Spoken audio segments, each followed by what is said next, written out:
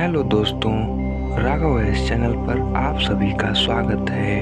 मैं आपके सामने गौतम बुद्ध की एक कहानी लेकर आया हूँ जिसका शीर्षक है लोगों का झूठ पकड़ना सीखो सिर्फ 1 मिनट में। एक गांव में धनी चंद नाम का एक व्यापारी रहता था। उसकी गिनती शहर के अमीर व्यापारियों में होती थी, लेकिन अब वह केवल नाम का सेठ रह गया था। उसका बिजनेस बंद होने की कगार पर आ गया था। बिजनेस में हुए घाटे की वजह से उस पर लोगों का बहुत ज्यादा कर्जा पड़ गया था। उसके दिन अब गरीबों की तरह कट रहे थे और उसकी हालत का कारण उसका स्वभाव था। वह बहुत ही शांत स्वभाव वाला व्यक्ति था। वह दूसरों की बातों पर बहुत जल्दी यकीन कर लेता था, इसलिए उसे मूर्ख बनाना बहुत आसान था। चतुराई उसके अंदर थी ही नहीं, लोगों ने उसके सरल स्वभाव का फायदा उठाकर उसे इस हालत में पहुंचा दिया था। उसके कुछ चतुर दोस्तों, रिश्तेदारों और अन्य व्यापारियों ने उसके खिलाफ साजिश रचकर उसे अपनी चिकनी चुपड़ी बातों में ऐसा फंसा लिया कि उसका बिजनेस बंद होने की कगार पर पहुंच चुका था। धनी चंद सेठ इन चालाक लोगों की बातों को समझ नहीं पाया था, लेकिन अब वह अंदर से टूट चुका था। अब उसे अपनी गलतियों का एहसास हो रहा था। एक दिन धनी चंद सेठ के सामने उन लोगों की सच्चाई सामने आ जाती है। वह सोचता है कि जिन लोगों को वह अपना समझता था, उन लोगों ने ही उसे धोखा दिया है, जिसके कारण सेठ हमेशा अपनी हालत के बारे में सोचता रहता और खुद को कोसता रहता। अब उसके दिन बहुत ही तनाव वाले और उदासी के साथ बीत रहे थे। उसकी पत्नी अक्सर उससे झगड़ा करती रहती। अन्य सेठ अब अपना कर्जा मांगने के लिए हर रोज उसके घर पर आते। एक लंबी सेठों की भीड़ ने उसे बहुत ही ज्यादा गहरे सदमे में डाल दिया था। वह अब उन सेठों से बचता बचाता छिपने लगा। अपनी इस हालत से परेशान होकर उसने आत्महत्या करने का फैसला किया और वह आत्महत्या करने के लिए दूर एक पहाड़ी की ओर चल पड़ा। रास्ते में उसे एक महात्मा की कुटिया दिखाई दे। कुटिया में बहुत शांति और सुकून था। सेठ धनीचंद ने देखा कि उस महात्मा के सामने कुछ लोग बैठे हुए हैं और वे उनसे अपनी समस्याओं का समाधान पूछ रहे हैं। यह देखकर सेठ को बहुत ही ज्यादा जिज्ञासा हुई। कुटिया से बाहर आ रहे एक व्यक्ति को उसने रोका और महत्व के बारे में वह पूछने लगा। उस व्यक्ति ने सेठ धनीचंद की ओर देखा और कहा कि वह महात्मा आसपास के सभी गांवों, कस्बों और शहरों में बहुत ही ज्यादा प्रसिद्ध हैं। वह बहुत ही अधिक बुद्धिमान है। वह लोगों की बड़ी बड़ी समस्याओं को चंद मिनटों में सुलझा देते हैं।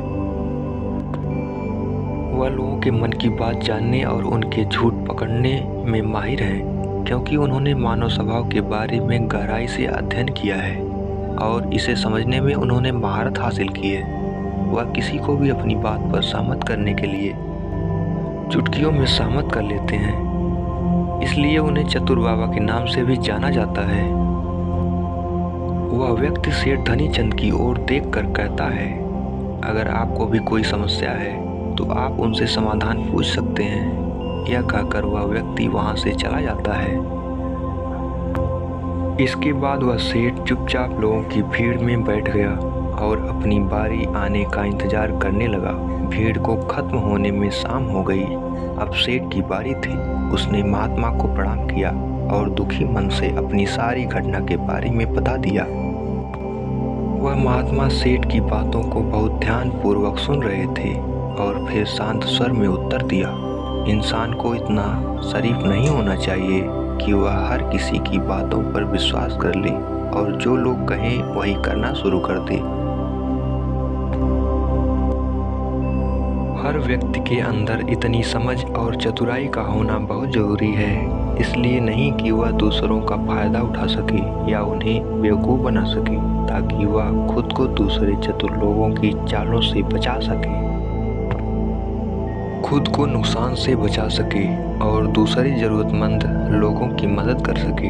इतनी बातें कहने के बाद महात्मा अब कहते हैं कि अब मैं आपको समझाऊंगा कि आप लोगों से जो चाहते हैं वह कैसे प्राप्त कर सकते हैं। तुम्हें कुछ ऐसे तरीके सिखाऊंगा जिनका उपयोग तुम लोगों और परिस्थितियों को नियंत्रित करने के लिए कर सकते हो। इसके अलावा तुम्हें यह भी पता चल जाएगा कि धोखेबाज लोगों को कैसे पहचानें और उनसे खुद को कैसे बचाएं। एक साधारण व्यक्ति कैसे समझदार व्यक्ति बन सकता है। ध्यान रहे, जो मैं यहाँ तुम्हें सिखाने वाला हूँ उसका इस्तेमाल किसी गलत काम के लिए नहीं करना, लेकिन अपनी और दूसरों की सुरक्षा के लिए बस मेरी बातों को ध्यान से सुनो। हम जिस दुनिया में रहते हैं वहाँ आपको कुछ लोग चतुर मिलेंगे जो अपनी आजीविका चलाने के लिए भोले भाले लोगों का इस्तेमाल करते हैं। अब आप इन लोगों को कैसे पहचानते हैं जो अधिक बातें समझते हैं। आपको उन लोगों पर ध्यान देना चाहिए क्योंकि ये लोग विश्वास की कमी को पूरा करने के लिए बहुत सारे शब्दों का उपयोग करते हैं। आपको उन पर ध्यान देने की कोई आवश्यकता नहीं है क्योंकि वे अपने झूठ की वजह से आपको बेवकूफ़ बनाने की कोशिश करते हैं। जो लोग एक ही बात को बार बार कहते हैं वह झूठे हो सकते हैं। ऐसे लोगों के कई उदाहरण हैं ताकि आप उनकी चिकनी चुपड़ी बातों पर भरोसा कर सकें। जिस व्यक्ति से आप बात कर रहे हैं उसे जानने का असली तरीका यह है कि आपको वह जो कुछ भी कहते हैं उसे एक बार दोबारा अवश्य सुने। जिस तरह से वे अपनी कहानी सुनाते हैं उससे आपको पता चल जाएगा कि वह सही है या नहीं। दूसरी बात, यदि आप किसी ऐसे व्यक्ति को जानते हैं जो दूसरों से झूठ बोलता है तो आप उस पर कभी भी भरोसा ना करें, क्योंकि जो व्यक्ति दूसरों से झूठ बोलता है वह निश्चित रूप से आपसे भी झूठ ही बोलेगा। साथ ही आपको ऐसे लोगों से सावधान रहना चाहिए जो दावा करते हैं कि उनके पास पहले बहुत पैसा था जो अब डूब गया है, जिससे पता चलता है कि जिससे आप बात कर रहे हैं वह झूठ बोल रहा है। हाँ, ऐसा हो सकता है कि एक बार उसके पास पैसा था लेकिन अब वह दिवालिया हो चुका है। बुद्धिमानी इसी में है कि ऐसे व्यक्ति को कभी भी पैसों से समझौता नहीं करना चाहिए। जो व्यक्ति खुद के पैसे को संभालने में कमज़ोर हो सकता है उस व्यक्ति से सलाह लेना बुद्धिमानी नहीं है। आपको ऐसे अयोग्य लोगों से भी सावधान रहने की आवश्यकता है क्योंकि अगर कोई व्यक्ति महत्वपूर्ण चीज़ों की देखभाल करने में सक्षम नहीं है तो ऐसे लोग अपने बिजनेस या काम को संभाल नहीं सकते हैं। एक समझदार व्यक्ति अपनी ज़रूरी समस्याओं पर अधिक ध्यान देता है, बेकार की चीज़ों पर नहीं। एक और वह व्यक्ति जो हमेशा अपनी बात दोहराता है और बार बार कसम खाता है, वह व्यक्ति झूठा होता है। इसलिए ऐसे व्यक्तियों पर भी कभी भरोसा नहीं करना चाहिए। दूसरी ओर, अगर आप चाहते हैं कि कोई व्यक्ति आपके साथ अच्छा व्यवहार करे तो आपको हमेशा अपनी इच्छा के अनुसार परिणाम मिलेंगे जो कि गलत हैं। आपको हमेशा एक बात याद रखनी चाहिए कि लोग वही चाहते हैं जो उन्हें कभी नहीं मिल सकता। इसलिए अगर आप ऐसा चाहते हैं कि किसी काम को पूरा करने के लिए आप उसे बार बार करें और आप उसे हासिल कर सकते हैं जो खुद हायर नहीं किया जा सकता। इसके लिए तुम्हें 2 नियमों पर ध्यान देना होगा। पहला नियम, जिस व्यक्ति को आप अपने वश में करना चाहते हैं उसे वह दें जो वह चाहता है या फिर जिसे वह हासिल करना चाहता है। दूसरा नियम, उस व्यक्ति को तब तक देखें जब तक वह आपके नियंत्रण में आ जाता है। तो देखिए कितना दुख होता है जब आप उसे वह देना बंद कर देते हैं जो वह चाहता है, जब भी आपको लगता है कि वह आपको हल्के में ले रहा है। इसलिए जो आपने उसे दिया था उसे वापस ले लें। यह बात उस व्यक्ति को एक कमी और खालीपन का एहसास कराएगी जिससे वह आपकी बात दोबारा सुनने को तैयार हो जाएगा। तीसरा नियम, जब कोई व्यक्ति ऐसा व्यवहार करता है जैसे कि वह सब कुछ जानता है, तो निश्चित रूप से आप एक ऐसे व्यक्ति से बात कर रहे हैं जिसमें बुद्धि की कमी है। सच तो यह है कि जो व्यक्ति यह मानता है कि वह कुछ नहीं जानता, वह अंततः सबसे बुद्धिमान होता है और जीतता है। यदि आप अपने आसपास के लोगों और स्थितियों पर नियंत्रण रखना जानते हैं तो सबसे अच्छा तरीका विनम्र और नम्र होना। इससे पता चलता है कि आप बाहर के लोगों से झगड़ा नहीं करना चाहते हैं। अपनी शारीरिक भाषा को विनम्र रखें। एक बार जब लोगों को पता चल जाए कि आप बहुत कुछ जानते हैं, आपकी सफलता और विफलता का उपयोग आपके विरुद्ध किया जाएगा। आपकी असफलता पर आपका अपमान होगा और आपकी सफलता पर लोग आपसे नफरत करने लगेंगे। और जब आप लोगों के सामने यह दिखाते हैं कि आप सब कुछ जानते हैं, तो लोगों को समझाने की तरकीब अधूरी रह जाती है। लोग आप पर उनका उपयोग करने का आरोप लगा सकते हैं और वे आपको अपनी योजना के साथ आगे बढ़ने का मौका दिए बिना ही मना कर देंगे। लोग हमारे निर्दोष, अज्ञानी और विनम्र होने के कारण हम पर संदेह नहीं करते कि हम उनसे काम ले रहे हैं। जो व्यक्ति अपनी भावनाओं और जज्बातों को छुपाने में माहिर होता है, वह दूसरे लोगों को आसानी से अपने वश में कर सकता है। जब लोगों को लगेगा कि आप विनम्र हैं और झगड़ालू स्वभाव के नहीं हैं, तो वे आगे आकर आपकी मदद करना चाहेंगे और शायद तब वे आपको अपने बारे में जानकारी देंगे जिसका उपयोग आप उन्हें नियंत्रित करने के लिए कर सकते हैं। और वे आपको यह सारी जानकारी देंगे क्योंकि उन्हें यकीन है कि आप उनसे नहीं लड़ेंगे। जो व्यक्ति यह मानता है कि उसके अंदर सुधार की गुंजाइश है, तो उसके सफल होने की संभावना कई गुना बढ़ जाती है।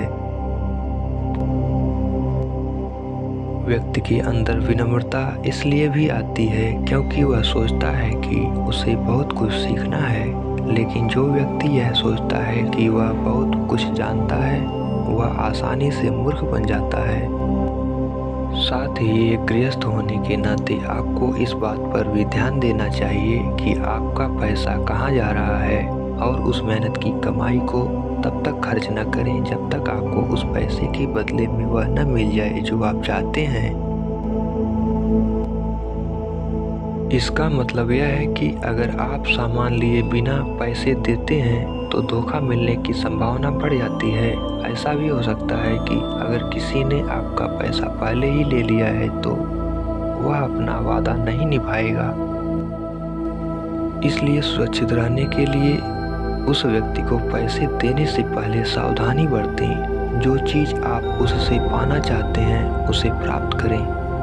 चौथा नियम, लोगों को समझाने का सबसे अच्छा तरीका यह जानना है कि आप किसका मन बदल सकते हैं और किसका नहीं। यह 100% सत्य है कि आप किसी के मन को अपने अनुसार तब तक नहीं चला सकते जब तक वह आपको पसंद ना करता हो। इसलिए जो लोग आपको पसंद करते हैं और आपका सम्मान भी करते हैं, उन्हें अपने तरीके से चलाने की कोशिश करें, लेकिन सही चीज़ों के लिए इस बात का ध्यान रखें। यदि आप किसी ऐसे व्यक्ति के मन में हेर फेर करने का प्रयास करते हैं जो आपको पसंद नहीं करता है, तो ऐसे में आपका सारा समय और धैर्य बर्बाद हो जाएगा। इसके अलावा जब भी आप ऐसे व्यक्ति को बदलने की कोशिश करेंगे तो वह आपसे बहस करेगा। चाहे आप कुछ भी करें, आप कभी भी ऐसे व्यक्ति के मन को नहीं बदल पाएंगे। आपको अपनी बहस शुरू होने से पहले ही प्रयास करना बंद कर देना चाहिए और याद रखना चाहिए कि केवल आप ही उन लोगों को बदल सकते हैं जो आपको पसंद करता है और आपका सम्मान करते हैं। इसलिए यदि आप किसी को बदलना चाहते हैं, सबसे पहले इसके साथ अच्छे संबंध स्थापित करें और इससे दोस्ती करें। इतना कहकर महात्मा कुछ देर रुके और फिर आगे कहने लगे, अब मैं तुम्हें कुछ ऐसी तरकीबें बताऊंगा जिनका प्रयोग करके चतुर और धोखेबाज लोग दूसरों को मूर्ख बनाते हैं और उनका गलत इस्तेमाल करते हैं। पहला तरीका, जब किसी चतुर व्यक्ति को अपना काम निकालना होता है तो वह अपने इरादे पूरी तरह छिपा कर रखता है, अर्थात वह झूठ बोलता है, सबसे महत्वपूर्ण बात छिपाता है और केवल उतना ही कहता है जितना वह चाहता है। दूसरा तरीका, एक व्यक्ति जो चतुर है दूसरों को गुमराह करना चाहता है, वह जितना संभव हो उतना ध्यान अपनी ओर आकर्षित करना चाहेगा, क्योंकि इस तरह वह किसी समूह का सबसे महत्वपूर्ण हिस्सा बन सकता है, दूसरे लोगों को गुमराह कर सकता है या अपने फायदे के लिए आपके कमरे का इस्तेमाल कर सकता है। तीसरा तरीका, जो व्यक्ति लोगों को गुमराह करता है वह अच्छी तरह से जानता है कि लोगों की भावनाओं के साथ कैसे खेलना है। वह अलग अलग मौक़ों पर अपने लाभ के अनुसार अलग अलग भावनाएं व्यक्त करता है, लेकिन केवल दिखावा करने के लिए। कभी कभी वह बहुत क्रोधित होगा, कभी कभी वह बहुत विनम्र होगा, कभी कभी वह बहुत मिलनसार होगा और कभी कभी वह बहुत उदास रहेगा। जिस व्यक्ति से उसका काम निकलेगा वह उसके साथ वैसा ही व्यवहार करना शुरू कर देता है। चौथा तरीका, धोखेबाज व्यक्ति सिर्फ अपने लिए सभी की सहानुभूति पाने की कोशिश करता है। सभी उसे सबसे गरीब समझते हैं, उसे इस बात से कोई फर्क नहीं पड़ता कि आपकी समस्या कितनी बड़ी है। आपको हमेशा यह महसूस कराएगा कि उसकी समस्या आपसे बड़ी है और वह आपसे ज़्यादा परेशानी में है, इसलिए आपको उस पर दया करनी चाहिए और उसकी मदद करनी चाहिए। पांचवा तरीका, एक चतुर व्यक्ति जो आपको नियंत्रित करना चाहता है उसकी अपनी इच्छा के अनुसार आपको यह सोचने पर मजबूर कर देगा कि वह आपके जीवन का सबसे महत्वपूर्ण व्यक्ति है, आप इसके बिना काम नहीं कर सकते। लेकिन वास्तव में ऐसा नहीं होता है, वह आपको सिर्फ यह आश्वासन देता है कि आप उसके बिना जीवन की कल्पना नहीं कर सकते। इस तरह जितना अधिक आप उन पर निर्भर होते जाते हैं उतना ही अधिक उनका आप पर नियंत्रण बढ़ता जाता है और वे आपसे अपना काम करवा लेते हैं। छठा तरीका, एक चतुर व्यक्ति हमेशा यह कोशिश करता है कि किसी भी बड़े काम का श्रेय हमेशा उसे ही मिले। तारीफ तो उसकी ही होनी चाहिए, चाहे कोई कुछ भी करे, लेकिन तालियां सिर्फ उसके लिए हैं।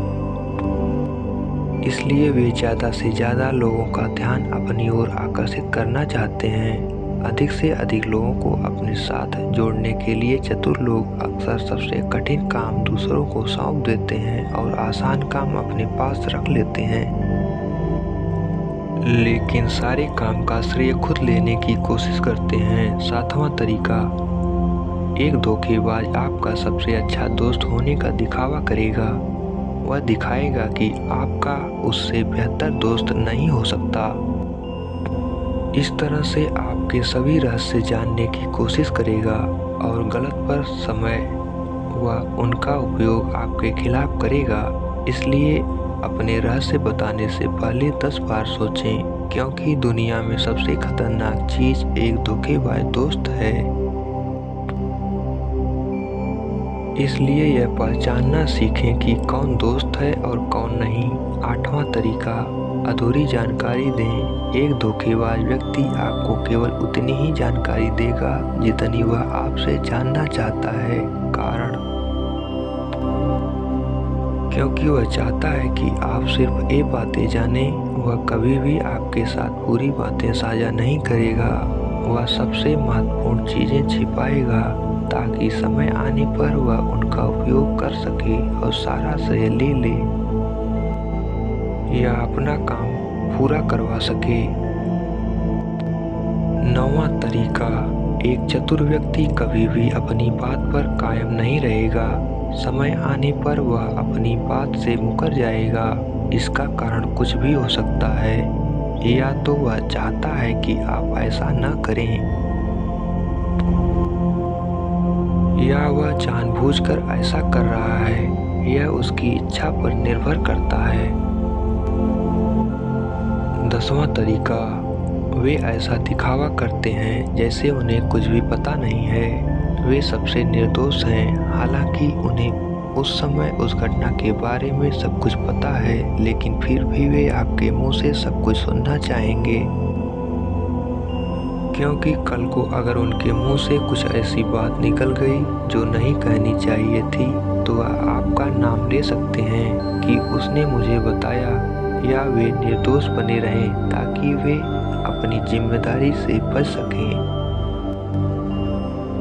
जितना उन्हें मिल सकता था उससे अधिक काम की बोझ से दूर रहें। वे जानबूझकर ऐसा करते हैं ताकि कोई उन पर ध्यान न दे और वे महान चीजों से बच सकें।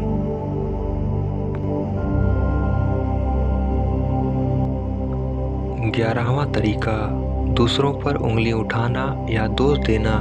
एक चतुर व्यक्ति हमेशा अपने हाथ खाली रखना चाहेगा, अर्थात उसे कोई कड़ी मेहनत या अधिक जिम्मेदारी नहीं निभानी पड़ेगी। इसलिए वह दूसरों पर उंगली उठाता रहता है कि मुझे यह काम ठीक से नहीं आता। वह इस बात को भली भांति जानते हैं। यह दूसरी स्थितियाँ आती है कि कहीं न कहीं उनकी पोल खुल जाती है या इज्जत सामने आ जाती है, फिर भी वे अपने गलती का दोष दूसरों पर डाल देते हैं। 12वां तरीका, एक धोखेबाज हमेशा झूठी तारीफ करेगा।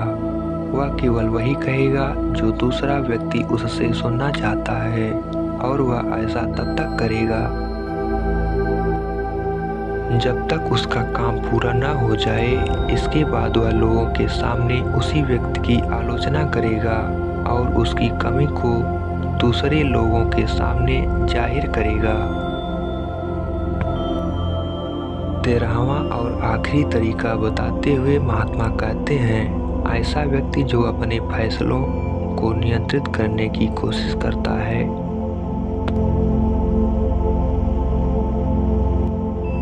सबसे पहले एक धोखेबाज और चालाक व्यक्ति बनने की कोशिश करेगा। आपका सबसे अच्छा दोस्त और शुभचिंतक उसके बाद जब उसे विश्वास हो जाएगा कि आपने उस पर आंख मूंद कर भरोसा करना शुरू कर दिया है, तो वह आपके फैसले खुद लेने की कोशिश करेगा। वह आपको यह महसूस कराएगा कि उसने आपके लिए जो फैसले लिए हैं उससे आपको फायदा होगा। चतुर व्यक्ति को फायदा होने वाला है, तो ये थे वो तरीके जिनसे आप लोगों को अपनी बात मनवाने के लिए इस्तेमाल कर सकते हैं और चतुर और धोखेबाज की पहचान कर सकते हैं। इन तरीकों का पालन करके आप उन सभी लोगों से बच सकते हैं। धनी चंद सेठ को सभी प्रश्नों के उत्तर मिल गए। उन्होंने महात्मा को उनकी बहुमूल्य जानकारी देने के लिए धन्यवाद प्रकट किया और अपने घर वापस लौट आए। इसके बाद धनी चंद सेठ ने बहुत मेहनत की और इस कहानी में बताए गए नियमों का पालन किया। इसके बाद वह फिर से एक अच्छा व्यापारी बन गया। दोस्तों, उम्मीद करता हूँ इस कहानी से आपको बहुत कुछ सीखने को मिला होगा। धन्यवाद। तो दोस्तों, अगर ये बुद्ध की कहानी आपको पसंद आई हो तो मेरे इस राघव आयस नामक चैनल को लाइक, शेयर एवं सब्सक्राइब करना न भूलें। आपका दिन शुभ हो।